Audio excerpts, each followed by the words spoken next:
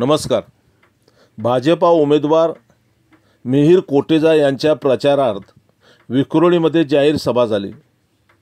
उपमुख्यमंत्री देवेंद्रजी फडणवीस या सभेला प्रमुख मार्गदर्शक म्हणून उपस्थित होते.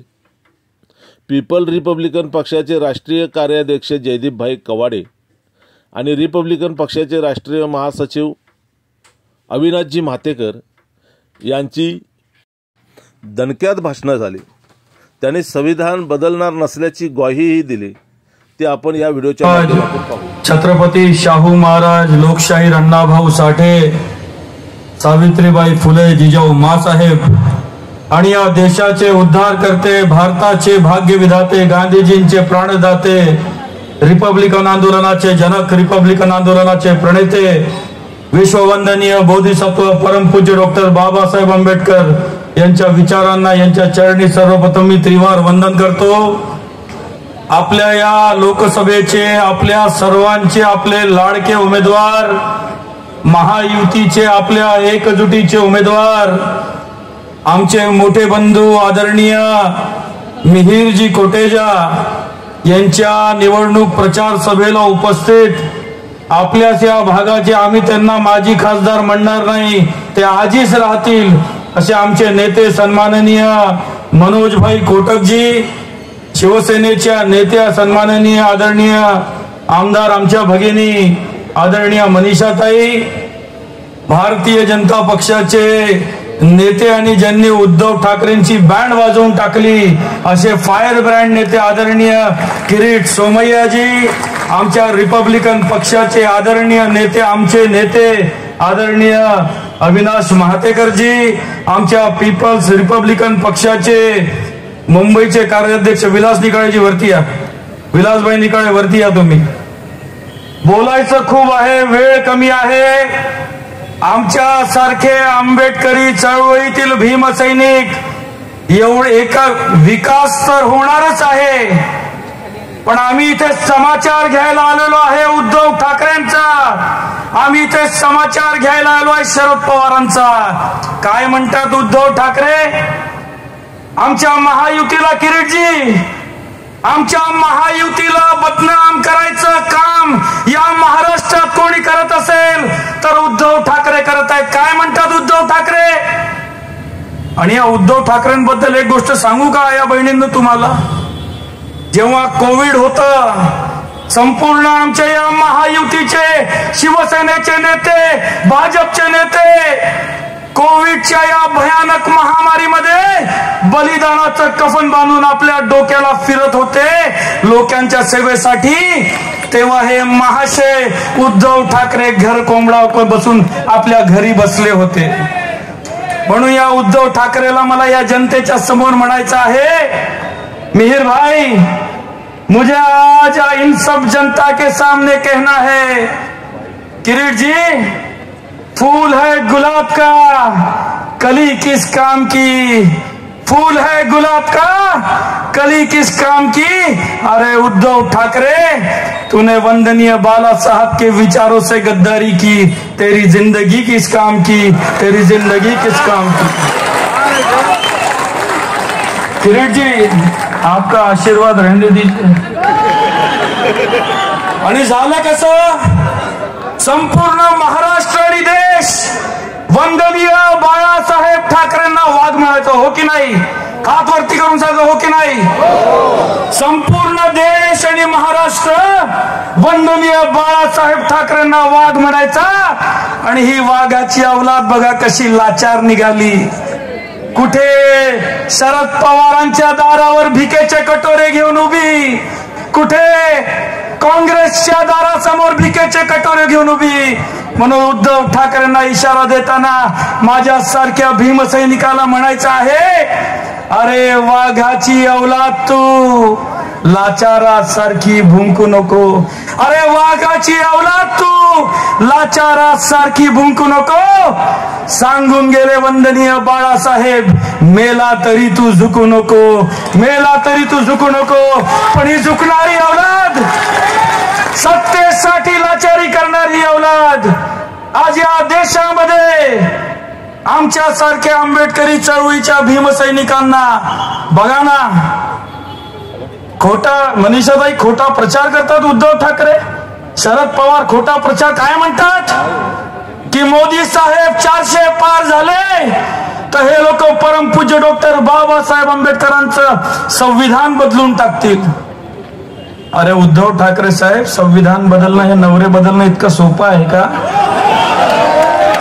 संविधान बदलणं हे का नवरे बदलणं इतकं सोपं आहे का? याच आमच्या महायुतीच्या सरकारनं जेव्हा आदरणीय देवेंद्रजी फडणवीस साहेब महाराष्ट्राचे मुख्यमंत्री होते, याच देवेंद्र फडणवीस साहेबांच्या आणि एकनाथ शिंदे साहेबांच्या नेतृत्वाखाली डॉक्टर बाबासाहेब आंबेडकरांचं ना भूतो ना भविष्य असं आंतरराष्ट्रीय कीर्तीचं इंदू मिलचं स्मारक दादरला बनत आहे. कोणी बनवलं? उद्धव ठाकरेंनी बनवलं का? तुम्हाला विचारतो, कोणी बनवलं? उद्धव ठाकरेंनी बनवलं का? कोणी बनवलं? ते बनवलं देशाचे कर्तबगार आमचे महाराष्ट्राचे उपमुख्यमंत्री आदरणीय देवेंद्र फडणवीसजींनी बनवलं. और मिहिरभाई किरीटजी जेव्हा देशाचे सन्माननीय पंतप्रधान नरेंद्रभाई मोदी बाबासाहेबांच्या इंदू मिलच्या स्मारकाच्या जागी आले, तेव्हा आमचे भाजपाचे आमदार आमचे बंधू आदरणीय रामभाऊ कदम इथे आलेले, टाळ्या वाजून स्वागत करा. किरीटजी मैं बता रहा था, रामभाऊ भी सांगत होतो की जेव्हा देशाचे सन्माननीय पंतप्रधान नरेंद्र मोदी साहेब डॉक्टर बाबासाहेब आंबेडकरांच्या इंदू मिलच्या स्मारकाच्या भूमिपूजनाच्या वेळेस जेव्हा मुंबईला आले, बाबासाहेब आंबेडकरांबद्दल काय बोलले? आमचा एकही वक्ता बोललं नाही. हे बोललं पाहिजे. देशाचे सन्माननीय पंतप्रधान बोलले, अरे देखो बाबा साहब अम्बेडकर जी के संविधान ने कैसा चमत्कार कर डाला. देखो बाबा साहब अम्बेडकर जी के संविधान ने कैसा चमत्कार कर डाला. एक चाय बेचने वाले को देश का प्रधानमंत्री बना डाला. हे बोलणारे आमचे पंतप्रधान. पण आमच्या पंतप्रधानांना बदनाम करायचं काम हा घरकोंबडा उद्धव सेना, पेंग्विन सेना, शरद पवारांची उरली सुरलेली राष्ट्रवादी आणि हे काँग्रेसवाले. मला सांगायचं आहे रामभाऊ, हा उबाठा गटाचा नेता संजय राऊत काल परवा मनीषाताई आमच्या विदर्भात येतो आणि आपल्या एका महिला उमेदवाराबद्दल काय बोलतो. आपल्या अमरावती लोकसभेच्या महायुतीचे उमेदवार नवनीतताई राणांबद्दल काय बोलतो हा संजय राऊत. हा म्हणतो ती अभिनेत्री आहे, ते तिचा व्यवसाय आहे. तर हा संजय राऊत काय म्हणतो सकाळचा भोंगा, तुम्ही या नाचीला मत द्याल का? जयदीप कवाडेचा प्रश्न आहे या जनतेसमोर. संजय राऊत तू काय खाऊन पैदा झाला याचं उत्तर तू दिलं पाहिजे, हो की नाही? सकाळी उठला की संजय राऊत, दुपारी उठला की संजय राऊत. अरे तुझी उरली सुरलेली सेना जी आहे ना, अरे उद्धव ठाकरे को तो संजय राउत ने लूटा, गैरों में कहा दम था मनीषाताई. उद्धव ठाकरे को तो संजय राउत ने लूटा, गैरों में कहा दम था. और इस उद्धव ठाकरे की नैया वही डूबी जहां पानी कम था. आजच्या या प्रसंगी मिहिरबाई कोटेजा, मी आपल्याला एक शब्द देतो. मुंबईत काय होतं, निळे झेंडे दिसले की लोक म्हणतात फक्त आठवले साहेब आहेत. आठवले साहेब आमचे देखील नेते आहेत, पण आठवले साहेबांसोबतच या रिपब्लिकन चळवळीचे सर्वात वयोवृद्ध प्राणप्रिय नेते, पीपल्स रिपब्लिकन पक्षाचे राष्ट्रीय अध्यक्ष आदरणीय प्राध्यापक जोगेंद्र कवाडे सरांच्या संपूर्ण भीमसैनिकांची ताकद तुमच्या पाठीशी आहे. आणि डॉक्टर बाबासाहेब आंबेडकरांची चळवळीची ताकद ज्याच्या मागे राहते त्याला यश मिळाल्याशिवाय राहत नाही. आजच्या या प्रसंगी मी मिहिरबाई कोटेजा यांना शुभेच्छा देतो. आणि माझे 2 शब्द संपण्यापूर्वी महापुरुषांचा जयघोष करायचा आहे, लपवून छपून करायचा नाही. आमच्या आया बहिणीने तर बोलतात तर दुसऱ्या वस्तीमध्ये आवाज जातो, इथे तुमचा आवाज आला पाहिजे. फुले शाहू डॉक्टर बाबासाहेब आंबेडकरांचा। आया बहिणींनो, बांधवांनो, इतक्या जोरात तुमच्या एकतेचा आवाज येऊ द्या की बैमान या काँग्रेसवाल्यांच्या आणि उद्धव ठाकरेवाल्यांच्या चड्ड्या पिवळ्या झाल्या पाहिजेत। फुले शाहू डॉक्टर बाबासाहेब आंबेडकरांचा।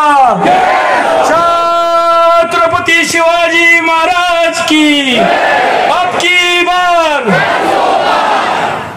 आवाज कुठे गेला? असं नाही झालं पाहिजे कडी लावा आतली न मी नाही त्यातली।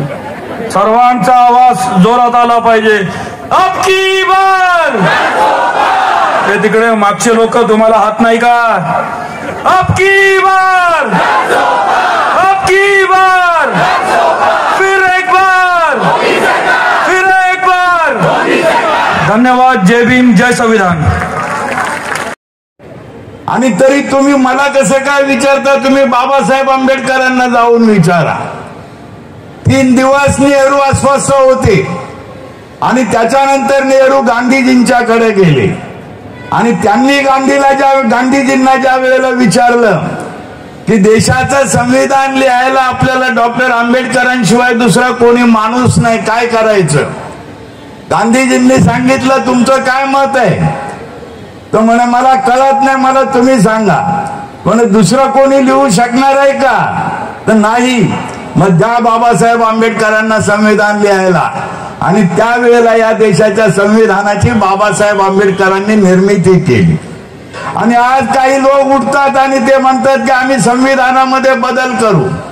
अरे त्या संविधानामध्येच एक व्यवस्था अशी आहे की तुम्हाला ज्या ज्या वेळेला काही बदल करायचे असतील संविधानिक मार्गाने तुम्हाला ते बदल करता येतात। असं असताना देखील तुम्ही संविधान बदलायची भाषा का करता? आणि या पातळीवरती ज्या वेळेला आम्ही भारतीय जनता पक्षाचा विचार करतो, निश्चितपणे आज गेली 15-16 वर्ष आम्ही त्यांच्या संपर्कामध्ये आहोत। भारतीय संविधानाविषयीची एक उत्कृष्ट भावना त्यांच्या डोक्यामध्ये आहे। कुठल्याही प्रकारे संविधान बदलायचा त्यांचा हेतू नाही। किंबहुना एकदा आम्ही आपले भाजपचे जे अध्यक्ष होते त्यावेळेला त्यांना आम्ही भेटलो होतो, अटल बिहारी वाजपेयी यांना। मी आणि रामदास आठवले आम्ही दोघं होतो आणि आम्ही त्यांना विनंती केली की संविधान बदलू नका। एक आम्ही त्यांना निवेदन दिलं, त्यांनी शांतपणे ते निवेदन घेतलं आणि अटल बिहारी वाजपेयी त्यांच्या भाषेमध्ये म्हणाले, ये कौन कहता है कि हम संविधान बदलने वाले हैं? हाँ, इतना संविधान ने जो फरकाव करने का है, बदल करने का है, वो कानूनी तौर पे करेंगे, लेकिन जो संविधान बाबा साहब आंबेडकर ने दिया है वो हम बदलने वाले नहीं। हे त्यावेळेला अटल बिहारी वाजपेयी बोललेले होते।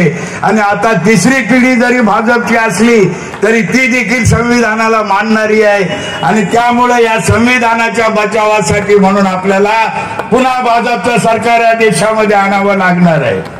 पुन्हा आपल्याला आपल्या नेत्याच्या हातामध्ये या देशाची सूत्र द्यावी लागणार आहेत आणि त्यामुळे कार्यकर्त्यांनी तयारीला लागावं असं आवाहन करतो। या मुंबईमधून देखील आपल्याला मिहिर कोटेच्या आमदारकी म्हणून त्यांनी अतिशय चांगली राजवट निर्माण केलेली आहे, चांगली लोकप्रियता निर्माण केलेली आहे। त्या मिहिर कोटेच्यांना दिल्लीला आपल्याला पाठवायचं आहे आणि या आपल्या सर्वांचं नेतृत्व त्यांनी दिल्लीत जाऊन करायचं आहे। एवढं एक मी बोलतो आणि मी थांबतो। जय भीम।